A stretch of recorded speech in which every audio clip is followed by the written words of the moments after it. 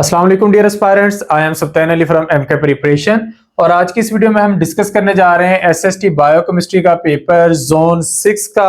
आज डेट है 2 जुलाई और इवनिंग में यानी कि सेकंड शिफ्ट में ये पेपर कंडक्ट हुआ है।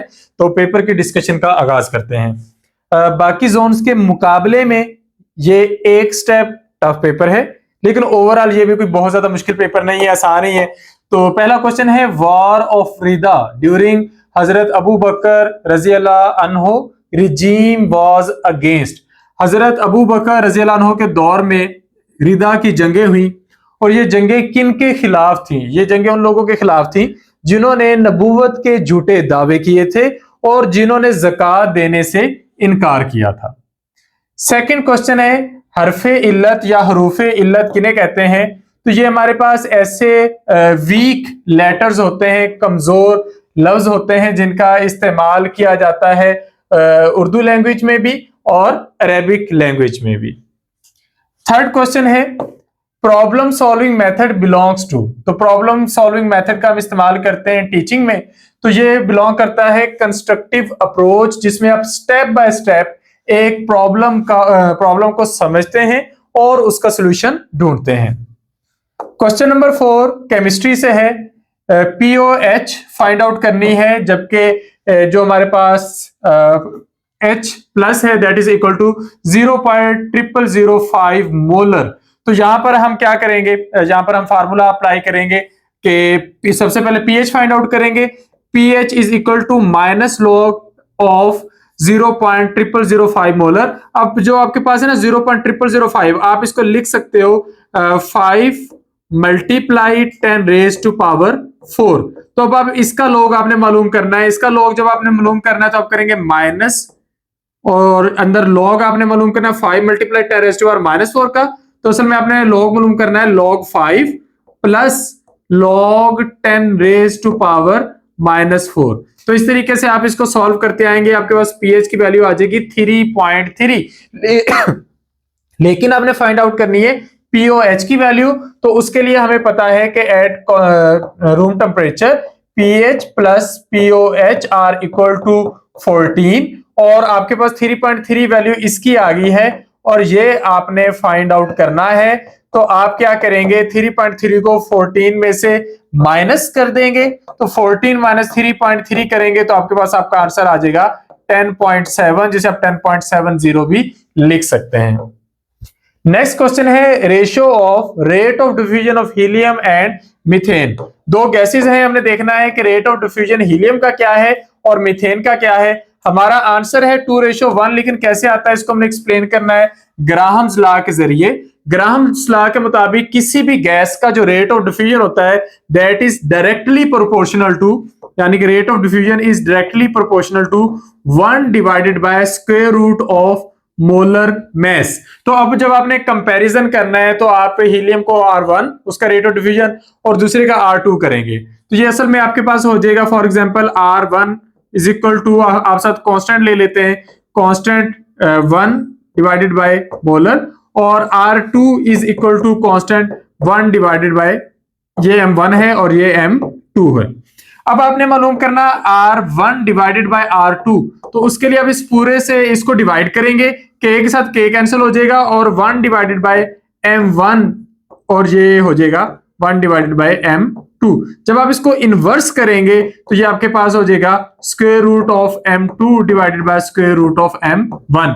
अब आपने इसको सॉल्व करना है और जब आप इसको सॉल्व करेंगे तो आपके पास M2 की वैल्यू आ रही है 16, M1 की आ रही है 4।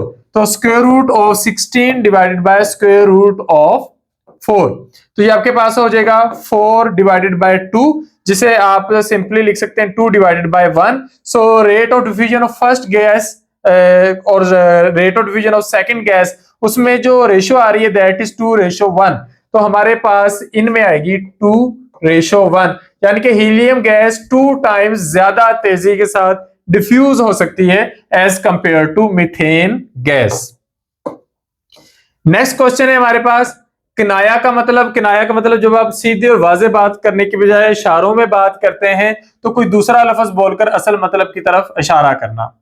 नेक्स्ट है ऑस्मियम, जिरकोनियम, फास्फोरस और रुथेनियम। इनमें से लीस्ट एटॉमिक नंबर किसका है? तो फास्फोरस का 15 है, जिरकोनियम का 40, रुथेनियम का 44 और ऑस्मियम का 76। तो आपका करेक्ट आंसर होगा फास्फोरस। नेक्स्ट है इलेक्ट्रोनेगेटिविटी ट्रेंड। तो इलेक्ट्रोनेगेटिविटी ट्रेंड क्या होता है कि जिस ऑर्बिटल के अंदर एस कैरेक्टर जितना ज्यादा होगा उसकी इलेक्ट्रोनेगेटिविटी उतनी ज्यादा होगी।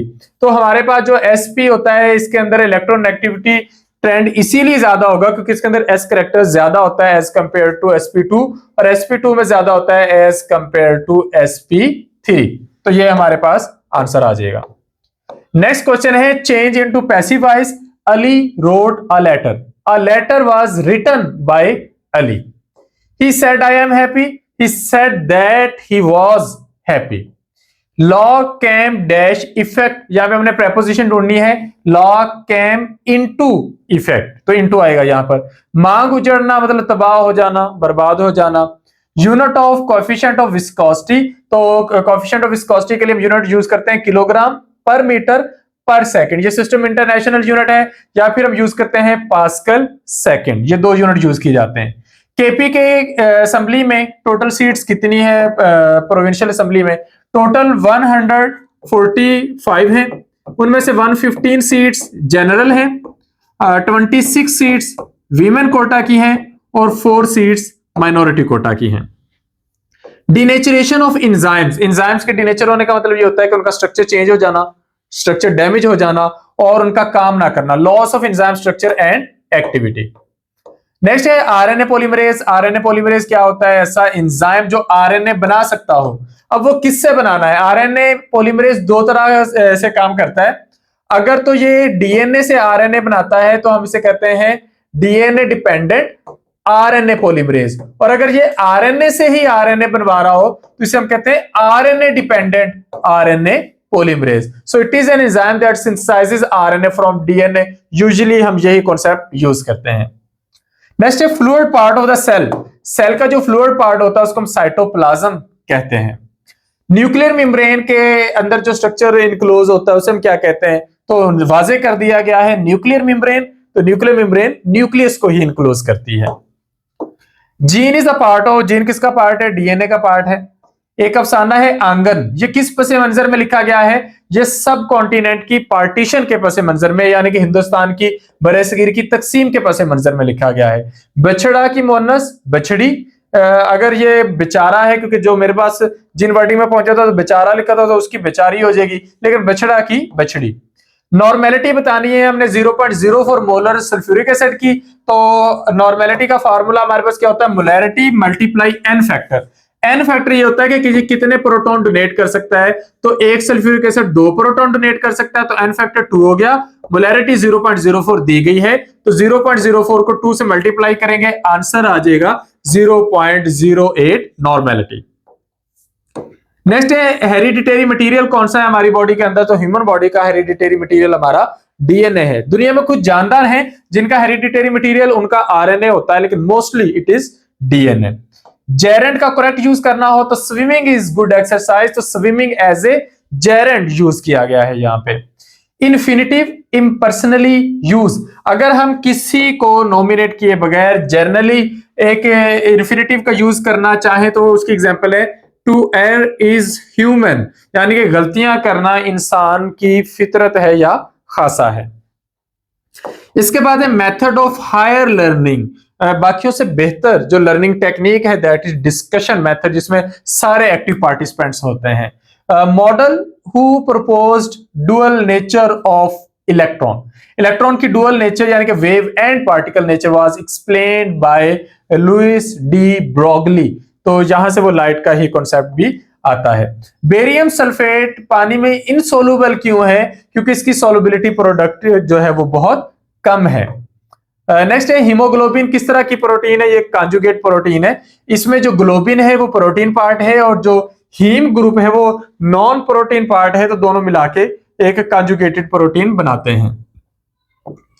Demand of Lahore resolution. करारदाद लाहौर, जिसे करारदाद पाकिस्तान का नाम भी दिया गया, मौलवी ए के फजलुल हक ने पेश की थी और ये 23 मार्च 1940 को ये मंजूर की गई और इसमें अलग वतन का मुतालबा किया गया था। मौलवी ए के फजलुल हक का ताल्लुक बंगाल से था। मदनी सूरा में कौन सी हदायत हैं? मदनी सूरा जो हिजरत के बाद की जो सूरतें हैं उनको हम मदनी सूरा कहते हैं, और इसमें इस्लामिक सोसाइटी चूंकि बिल्डअप होना शुरू हो गई थी, तो इसमें इबादत और तौहीद का जो मकसद पीछे पूरा हो चुका था उसके बाद की बातें हैं। यानी कि एक इस्लामी मुआशरा कैसे बनना चाहिए, Islamic laws and social guidance कैसी होनी चाहिए। मैक्सिमम बॉन्ड एंगल क्या होता है टिन क्लोराइड में? 95 डिग्री का बॉन्ड एंगल होता है टिन क्लोराइड में। Lipids made of fatty acids, lipids दो चीजों से बने होते हैं, फैटी एसिड एंड ग्लिसरॉल। एक ग्लिसरॉल के साथ तीन तीन फैटी एसिड्स अटैच होते हैं, तो उससे हमारे पास ट्राई एसिल ग्लिसरॉल्स बनते हैं। दो फैटी एसिड्स अटैच हो जाएं तो फास्फोलिपिड्स वगैरह बनते हैं। RNA made by RNA polymerase, ये हम पहले भी डिस्कस कर चुके हैं कि आरएनए जो होता है वो आरएनए पॉलीमरेज से बनता है। इंटरनल एनर्जी क्या होती है? Internal energy is state function, यानी कि internal energy depends only on the current state. Fungi की स्टडी को क्या बोलते हैं? माइकोलॉजी। इसी तरह एलजी की स्टडी को बोलते हैं फाइकोलॉजी। अच्छा, नेक्स्ट है sterilisation means.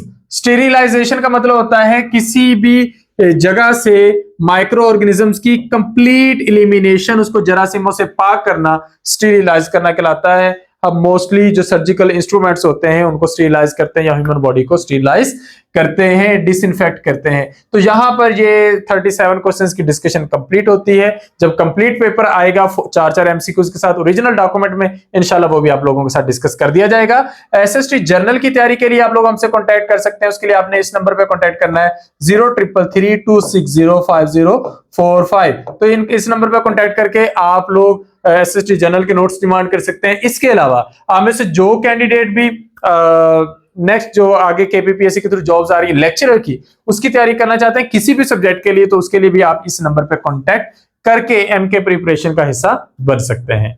Thank you, Allah Hafiz.